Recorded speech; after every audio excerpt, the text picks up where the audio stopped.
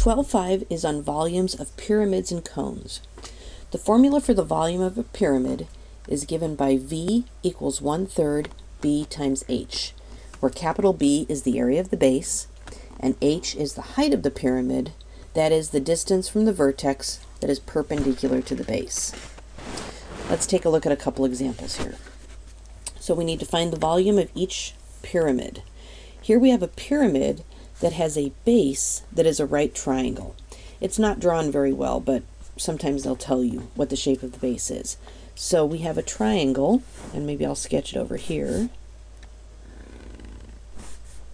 Oh, this is really not drawn to scale, is it? So this is 9, and this is 5. I'm going to go ahead and label this as the base. Okay. So for our formula, volume equals 1/3 big B times H, I need to find the area of that base. So big B is the area of the base. Since the base is a triangle, it's going to be 1/2 base of the triangle times the height of the triangle, or 1/2 times 9 times 5, or big B is equal to 22.5. Okay. The height, this H right here, remember, refers to the height of the pyramid, and that's going to be 10 inches as represented by the pink dashed line. So the volume is 1/3. Big B was 22.5, and the height of the pyramid is 10, so the volume is approximately 75 cubic inches. Or maybe it turns out to be exact. 75 cubic inches. Okay.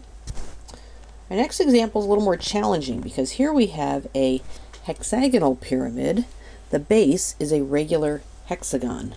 So let's take this apart and go back to chapter 11, what we know about hexagons. So I'm going to try to do a little sketch here in 2 dimensions. Okay, there's our hexagon. Each side is 4 inches long. And remember that when we're finding the area of this, we need to cut it up into triangles. And remember, when you cut up a hexagon, you get 6 equilateral triangles. Here's my apothem. And I'm going to draw just that triangle over on the side. Just take that triangle and draw it over here.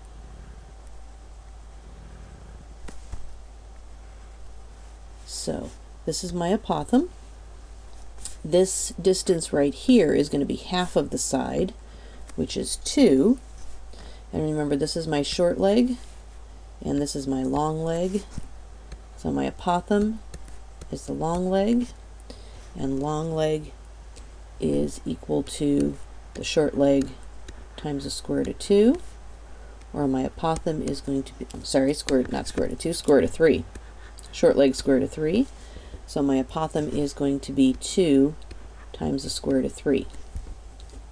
Now, to find the area of that base, big B is the area of this hexagonal base, I'm going to use the formula from chapter 11, 1/2 perimeter times apothem, because that's how you find the area of a regular polygon.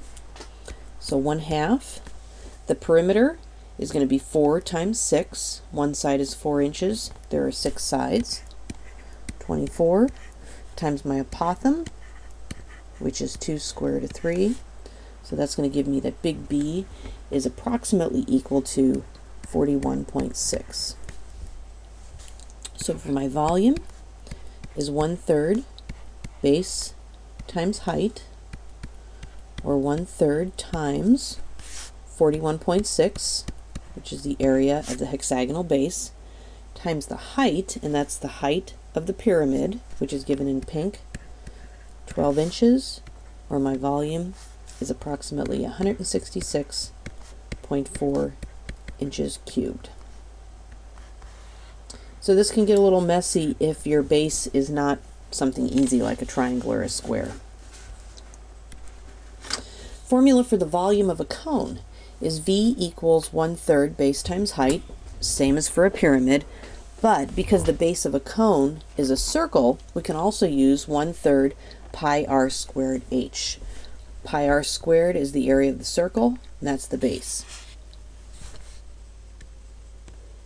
So let's take a look at a couple examples here. Find the volume of each cone. So my formula, I'm going to write my formula so I know what to find.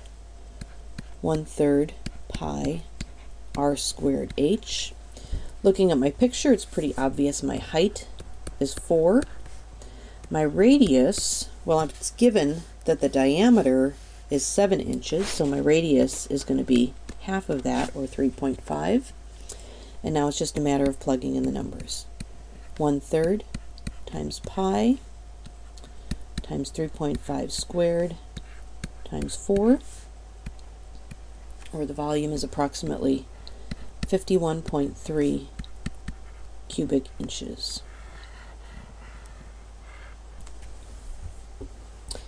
And our last example gets a little more complicated here.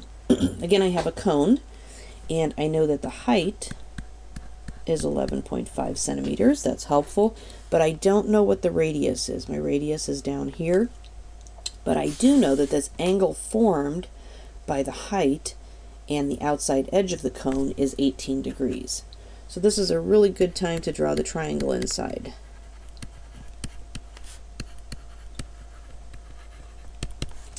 And it's going to look like this. Here's my height, which I know is 11.5. Here's my radius, which I don't know.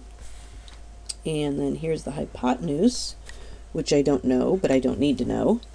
And this angle up here is 18 degrees. Now, in order to solve this, I'm going to have to use SOHCAHTOA. So in relation to this 18-degree angle, my radius is opposite, and this leg is the adjacent. Opposite and adjacent is tangent, so I'm going to take the tangent of the 18-degree angle is the opposite, which is r, over the adjacent, which is 11.5. Solving that for r is equal to 11.5 times the tangent of 18, or r is approximately equal to 3.7. Now, I think we have all the information we need for our formula. Volume is 1/3 pi r squared h.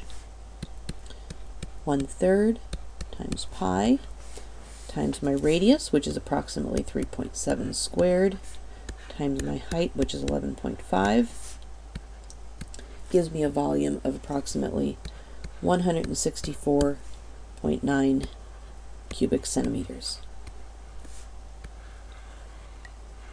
So for volumes of pyramids and cones, again, you have the formulas. Be familiar with them. You don't have to necessarily have them memorized.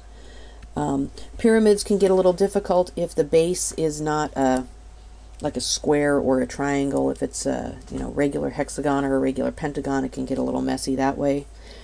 Cones, you can run into a little bit of a problem, be a little more challenging if they don't give you all the dimensions and you have an angle, then you need to use your trig functions.